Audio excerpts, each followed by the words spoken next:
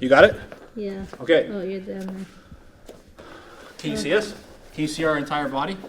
Now. You can? Yep. Okay, let's talk about real quick what is diagonal control and how you can get to it. There's a few different ways in which diagonal control presents itself in the sport of jiu-jitsu. One of the probably most common and well-known ones is on the back, right, when you're behind somebody. And diagonal control, and when it's referring to back control, refers to a situation where I control from one of my opponent's hips diagonally to the other shoulder, okay? So it could either be from the right hip up to the left shoulder or from the left hip up to the right shoulder, either way. But the idea here is that if I can control the hip on one side while controlling the shoulder on the other side, I will be able to control my opponent's movement left or right, doesn't matter which way they go. So if my opponent goes to the right, go ahead, Stoller, I'll be able to track them. If my opponent tries to move to the left, I'll be able to track them, okay? So once again, camera woman, stand up, come this way. Good. If my opponent tries to turn to his right-hand side, good, I'll be able to track him through my hook. Come back, Stoller.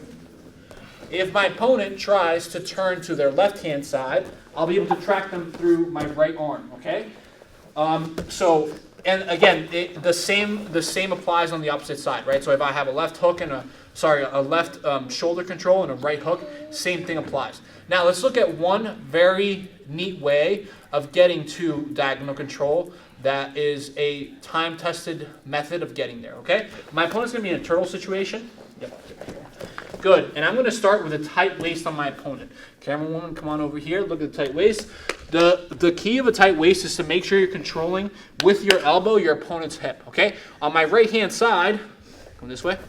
On my right-hand side, I'm going to post my hand on the mat. My right knee is going to block next to his knee, and now from here I'm going to start a sagging motion, where I'm going to sag away on my opponent and start to draw my weight out and away.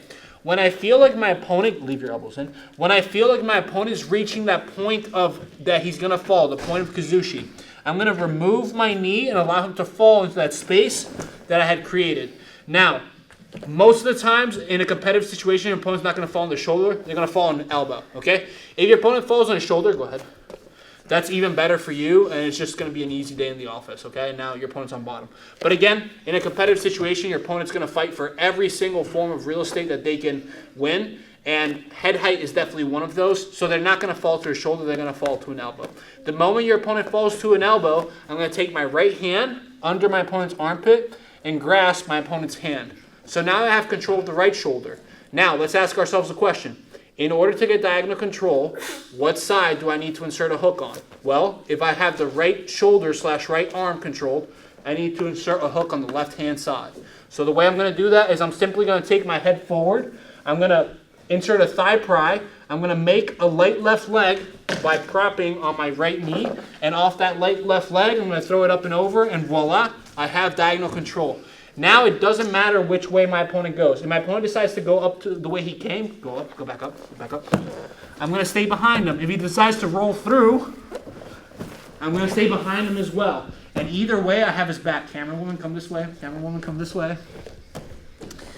Either way, I'm going to have his back. Okay, let's go over this one more time.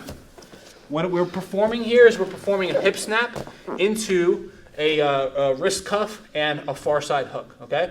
So I'm achieving diagonal control very quickly and efficiently. One more time. I'm in a turtle situation with my opponent. I'm going to insert a tight waist. From here, my elbow is controlling my opponent's hip. Now, my knee blocks my opponent's knee. I lean out and away, out and away, out and away, and when I feel, don't put your elbow, when I feel my opponent reaches that point where he's about to fall, I take everything out, fall to your elbow, and he falls to this position here, okay, where he's up on an elbow prop, but his hip's down on the mat. From here, I take my hand through, I control my opponent's hand. Now I have control of the left-hand side. In order to get diagonal control, I need to control the right-hand side. So from here, I'm going to take my hand, insert a thigh pry, put your foot up, good. I'm going to insert a thigh pry, right foot comes up, it's light, insert the right hook, and now from here, I'm behind my opponent with diagonal control. And it doesn't matter where my opponent goes. He can go roll over his left shoulder. I'm going to be behind him. He can roll over his right hip. and I'm still going to be behind him. It doesn't matter which way he goes. That's the beauty of diagonal control. That if you can achieve control from one side of your opponent's body, starting at the hip, all the way up to the opposite side shoulder, whether they go left, they go right, you'll be able to track them no matter what.